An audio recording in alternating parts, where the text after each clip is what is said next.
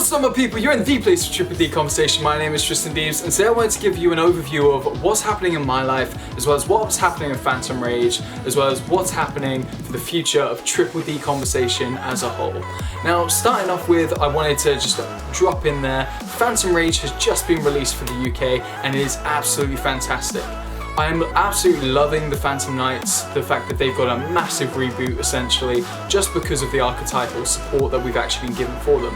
Now that being said, I can't see them actually interacting too much with DDDs, however I do think there is potential for the future of DDDs to incorporate them in some sense. You've already seen a lot of my combos utilising Rusty Bardiche because he is an absolute phenomenal card when you're able to get your rank up magic launches, or if you're able to go for those fog blades because we don't have enough monster negates in our deck to begin with. Along the same lines of Phantom Rage, I do want to say we have had a bit of support in the terms of Jack in the Hand. Now Jack in the Hand as a whole isn't the best card for DDD support, however it does give the option for us to pull our level 1 pieces more often.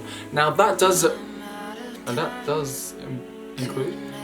include things like Kepler, it does include Lamia, it does include Necroslime, but it also includes things like Effect Veiler and Joel and Lockbird. But most likely you're going to be utilising it for your own cards anyway, because you want to get your combos off, you want to be able to play as many combos as possible and as efficiently as possible. You want to be able to set your board before your opponent can do anything about it.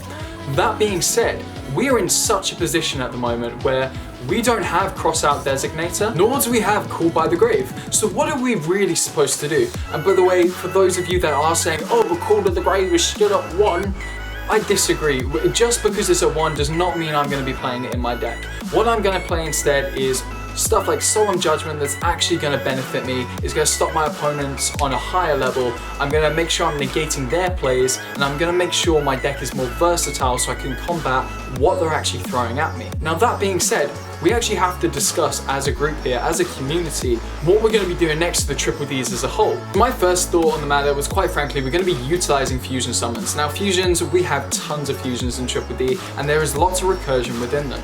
You also have the ability to go for Xyz, which is, again, there is lots of recursion within that, there is lots of sending to the graveyard, all those foolish burial effects. You've also got cards that can be added to your hands that can also then be utilised to search for other cards. So there is so much that we can do with DDDs, and that's only looking at 2 of the extra deck facilities. When you look at things like Lynx, we did get a little bit shafted on Gilgamesh, but it's kind of okay because some of the plays that people do with Gilgamesh at the moment are phenomenal. I haven't given you my input on synchros yet in terms of my previous videos, but what I will say right now is the synchro monsters that we do have in Triple D are actually quite strong and are quite relevant in terms of their offensive abilities. Now coming out from Phantom Rage as well, we also had a card called Warning Point.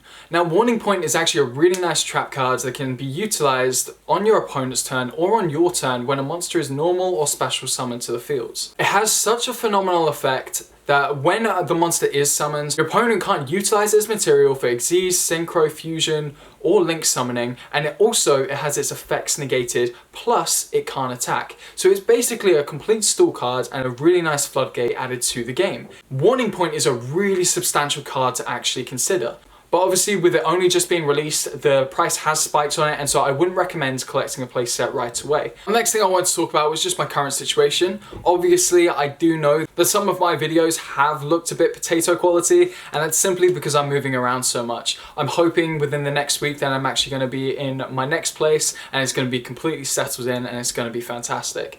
It won't be for long though, because after 3 months I've just received amazing news that I'm actually going to be going to South Korea with my better half, and we're going to be going to teach English for a minimum of a year. So this doesn't mean I'm going to be stop talking to you guys, but it does mean I'm going to be under a lot of pressure just trying to move things about and actually get my life together. And so I may be a little bit busy from time to time. But other than that, I'm going to try my best to make sure the Triple D Conversation is kept alive. I'm going to make sure that you guys are still getting your daily content and your daily sources from myself. Now wrapping up, I literally just wanted to say a big thank you to all of you guys. I've done an amazing job at supporting this channel as it's just progressively grown throughout the last 2 months.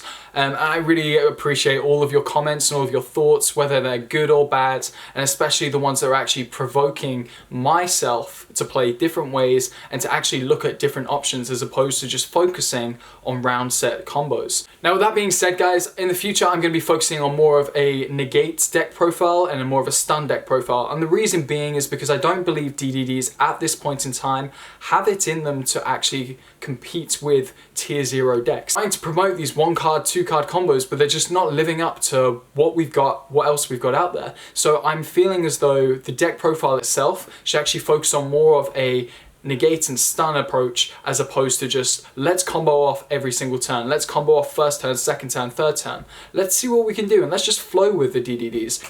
Now with that all being said, I hope you've enjoyed today's video, and I'll see you in the next one.